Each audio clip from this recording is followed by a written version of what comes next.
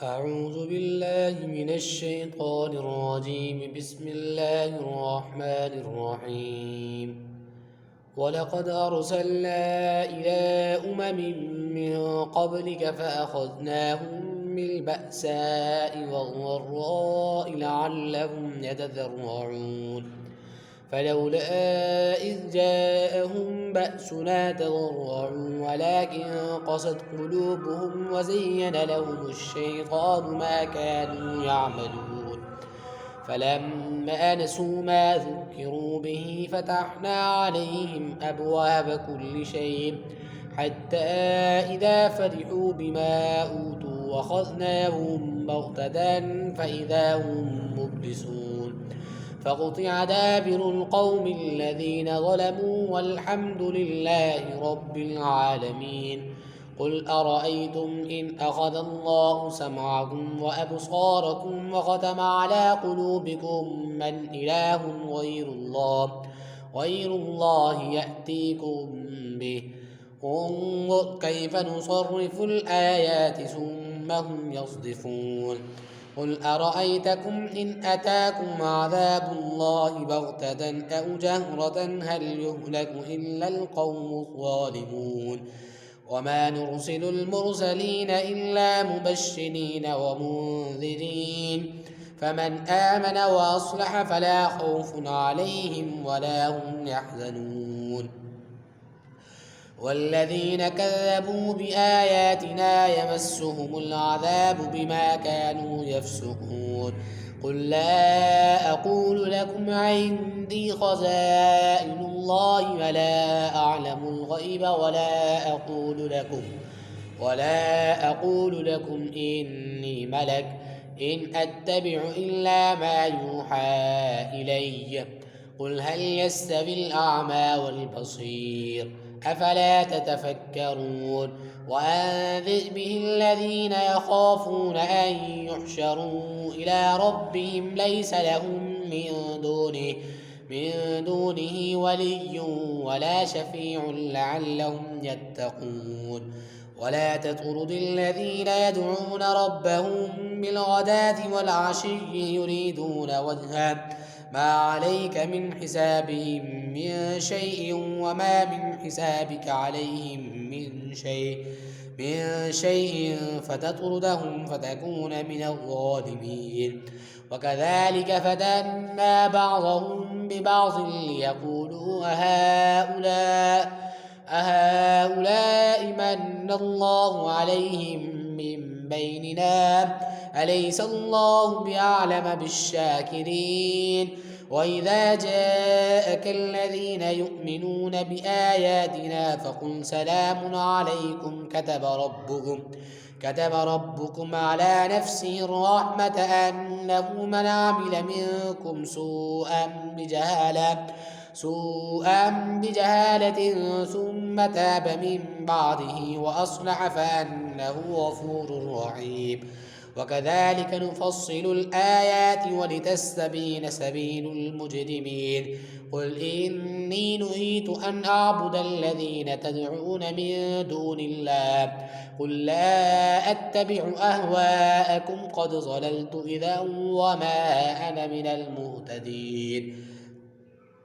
قل إني على بينة من ربي وكذبتم به ما عندي ما تستعجلون به إن الحكم إلا لله يقص الحق وهو خير الفاصلين. قل لو أن عندي ما تستعجلون به لقضي الأمر بيني وبينكم والله أعلم بالظالمين. وعنده مفاتح الغيب لا يعلمها إلا هو ويعلم ما في البر والبحر وما تسقط من ورقة إلا يعلمها ولا حبة ولا رطب ولا يابس إلا في كتاب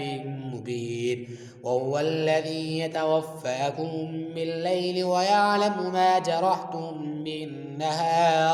بالنهار ثم يبعثكم فيه ليقضى أجل مسمى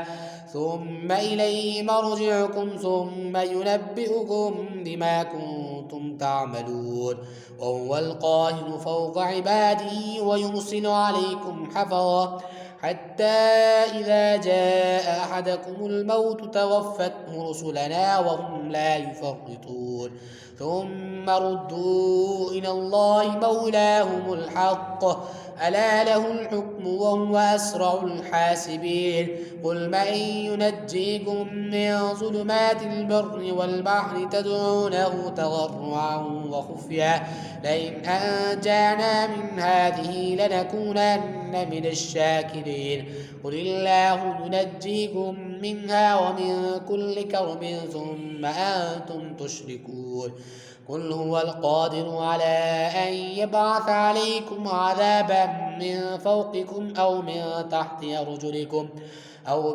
تحت أرجلكم أو يلبسكم شيعا ويذيق بأسكم بعض بأس انظر كيف نصرف الآيات لعلهم يفقهون وكذب به قومك وهو الحق قل لست عليكم بوكيل لكل نبأ مستقر وسوف تعلمون وإذا رأيت الذين يخوضون في آياتنا فأعرض عنهم حتى يخوضوا في حديث غيره وإما ينسينك الشيطان فلا تقعد بعد الذكرى مع القوم الظالمين وما على الذين يتقون من حسابهم من شيء ولكن ذكرى لعلهم يتقون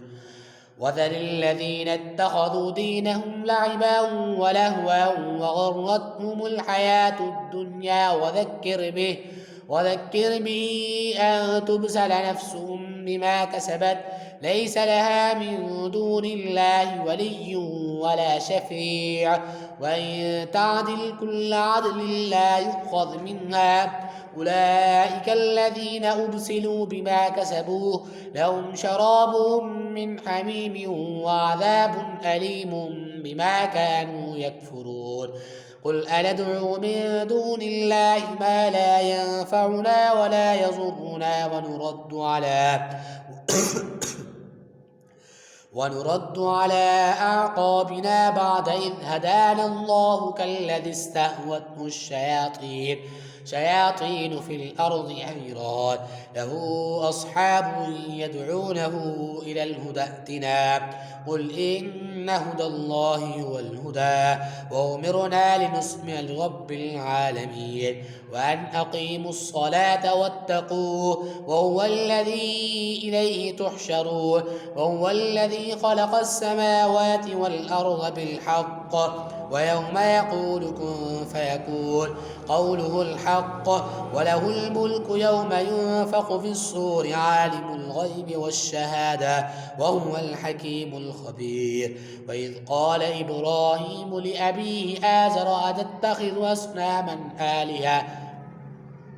إني أراك وقومك في ضلال مبين وكذلك نري إبراهيم في ملكوت السماوات والأرض وليكون من الموقنين فلما جاء عليه الليل رأى كوكبا قال هذا ربي فلما أفل قال لا أحب الآفلين فلما رأى القمر بازغا قال هذا ربي فلما أفل قال لئن لم يهدني ربي لأكونن من القوم الضالين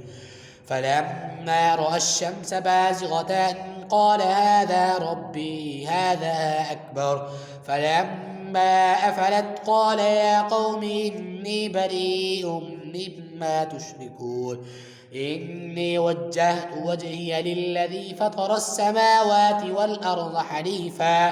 حنيفا وما أنا من المشركين وحاجه قومه قال أتحاجوني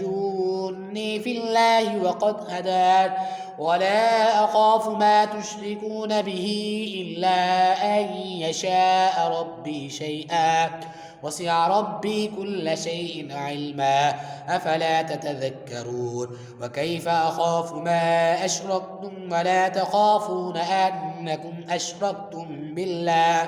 بالله ما لم ينزل به عليكم سلطانا فأي الفريقين أحق بالأمن إن كنتم تعلمون الذين آمنوا ولم يلبسوا إيمانهم بظلم أولئك لهم الأمن وهم مهتدون وتلك حجتنا آتيناها إبراهيم على قومه نرفع درجات من نشاء إن ربك حكيم عليم ووهبنا له إسحاق ويعقوب كلا هديناه ونوحا هدينا من قبل ومن ذريته داود وسليمان وأيوب ويوسف وموسى وهارون وكذلك نجزي المحسنين وزكريا ويحيى وعيسى وإلياس كل من الصالحين وإسماعيل واليسع ويونس ولوطا وكلا فضلنا على العالمين ومن آبائهم وأزواجهم وذرياتهم وإخوانهم واجتبيناهم وهديناهم إلى صراط مستقيم ذلك هدى الله يهدي به من يشاء من عباده ولو أشركوا لحبط عنهم ما كانوا يعملون